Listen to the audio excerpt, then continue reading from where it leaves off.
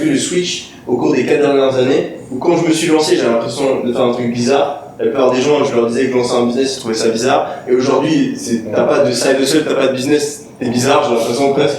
Donc, déjà là, dans les 4 ans, il y a une énorme différence. Alors, lancer un business il y a 20 ans, ou il y a 50 ans, tu devais vraiment être un mec genre, c'était pas, personne faisait ça. À moins que t'aies de la famille entrepreneur, c'était vraiment, tu faisais un truc de ouf. C'était comme partir habiter au pôle Nord.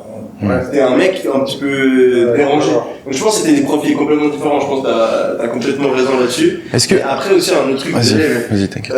Justement, je voulais rebondir par rapport à ça. J'ai vu un tweet d'un mec qui disait que il faisait du consulting et il avait été faire du consulting pour certaines des plus grandes boîtes aux US.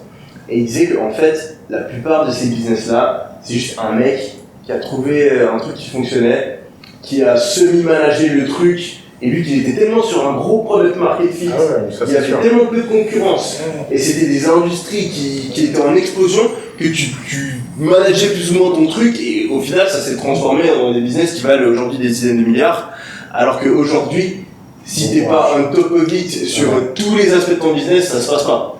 Donc je pense que...